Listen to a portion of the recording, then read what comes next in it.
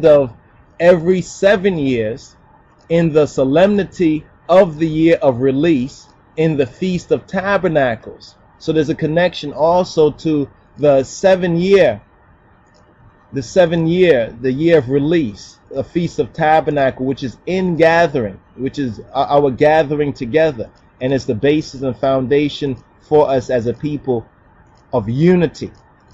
Often many Rastafari, as well as Beta Israel, as well as black people who recognize themselves to be Israel, often say, well, how come we're not united? And we need to be united. The only way we are going to unite ourselves is to undo what divided us.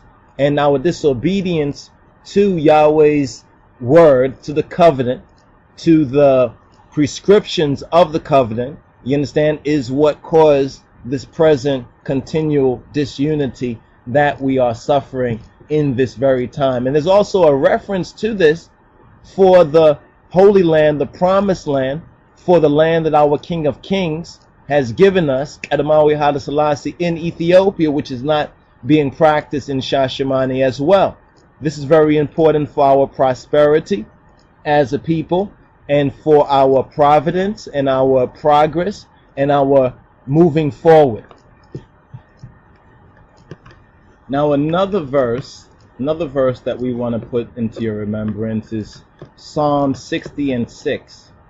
Psalm 60 and 6, it says that Elohim, God, have spoken in his Kedisna, his holiness, I will rejoice, I will divide Shechem, which means burden. It will divide the burden and mete out, which means to measure out, the valley of Succoth, the valley of gathering. I declare to you that Shashamani, the land that was given to the Beta Israel of the West, to the once lost but now found sheep of the house of Israel, to the Beta Israel, the Ethiopian Hebrews, through the Ethiopian World Federation Incorporated, Shashamani is that valley of the gathering of our people. Once again in Psalm 108 verse 7, it says, it repeats the same verse, Elohim have spoken in his holiness, Kedisna, I will rejoice, I will divide Shechem and mete out and measure out the valley of Succoth. Now the reason why there's so many problems, challenges, if you want to call them, in what has been going on in Shashamani, we are convinced it's because the first land grant administrator, who was Beta Israel from Montserrat, Piper and his wife, were questionably, let's just say that, some would even say illegally, but we'll say questionably at this time, removed from his office. And it's very interesting that His Imperial Majesty would have the first Shashamani land grant administrator being a Beta Israel from the West, being an Ethiopian Hebrew or black Hebrew Israelite from the West. We'll touch on that as we go forward in our teaching. But let's now touch a little bit more on Succoth, since this holy day is upon us. As we said earlier, ones have asked us whether Succoth Tabernacles in gathering is a fast time. No, it's not a fast. The feast, it's a feast, it's a festival. It's a festival of booths, which recalled the sojourn of the Israelian, of the Israelites in the wilderness when they came out of Egypt, as we are in a spiritual Egypt in this day and time, seeing the society, the Masons and all that is built up on spiritual Egyptism, you understand, and idolatry. We're in a spiritual Egypt in this day and this time. So the festival, the feast of booths called Tabernacles and Succoth is not a fast, it is a feast. Only Yom Kippur, or the Day of Atonement, is a fast. And for good reason.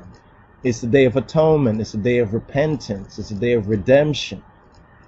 Now, many have asked that since they feel that they are solo Israelites in that whatever household or wherever they are in this diaspora, then how do they observe this? Firstly, we would like to suggest that they study. This year should be a study, a preparation. We have about 5 to 6 months or so before the next feast and festival, appointed festival, which is Fasika, which is Pesach, which is Passover. So we should take this time to prepare ourselves, you understand, so that it doesn't come on us unawares. It doesn't come on us unprepared suddenly, as it has come on us in this day and time. And as we observe this as a people, even individually, we will see our faith grow, we will see our prosperity grow, and we will see the detachment from the Babylonian Babylonian wickedness and system and spiritual Egypt also detach. Now, what are we to study? This is a brief and a basic overview, namely Leviticus chapter 23 coupled with Jeremiah chapter 23. Firstly, in Leviticus chapter 23 verse 34, it says to speak to the children of Israel. And this is what we are doing. Speaking to the children of Israel, to the Beit Israel, saying, the 15th day of this 7th month shall be the Feast of Tabernacles, or Succoth, for 7 days to Yahweh, to the Tetragrammaton, in other words, to Yod He Waw He, speaking of his name. You understand? Speaking of YHWH. You understand when we say Tetragrammaton. But Yahweh is the correct pronunciation of that. The details of Succoth, the details, now getting into the details of Succoth is explained in chapter 23. You understand? And we want to go into a detailed explanation and make it available initially, like on the YouTubes, as well as at the lionofjudah.ning.com site, which is now online and active. So those who have registered for membership and those who are seeking to register for membership to that site, that elite site of the Israelites, it is available at this very time, coinciding with Succoth and the ingathering. All right, Leviticus 24 or 23 verses 34 to 44 is what the word says about the observation of tabernacles, Succoth, and we want to go through that at this very time right here. Wow. Now, what we find very interesting is that since the holy days are accounted according to the moon and the sign of the season according to the moon, not according to the sun in that sense, but according to the moon. Very interesting when the holy days, when they occur, not fall. You understand? Babylon fall, but when the holy days occur, when they happen.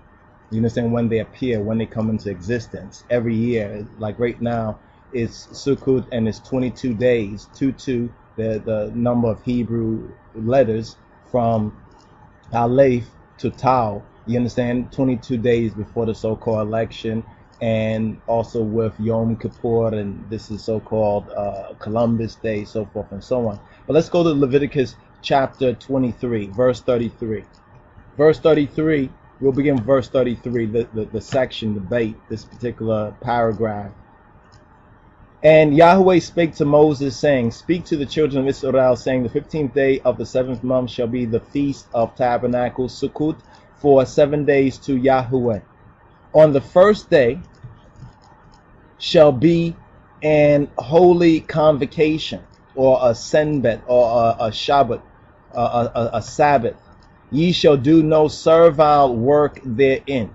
Ye shall do no work for money, none of your normal occupational task, in other words, worldly work, speaking of.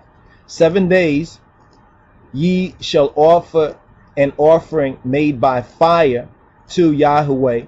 On the 8th day shall be an holy convocation. So the 8th day is also a Shabbat or a Senbet to you. And ye shall offer an offering made by fire to Yahweh. It is a solemn assembly. In other words, reverential. It's a certain mentality, a certain attitude of mind we're to have. And ye shall do no servile work therein. These are the feasts of Yahweh, which ye shall proclaim, as we are seeking to proclaim here, to be Kedus, Kodesh, convocation or senbet, Sabbaths, Shabbats, to offer an offering made by fire to Yahweh, a burnt offering, a meat offering, a sacrifice, and a drink offering, everything upon his day, everything on its respective day. Besides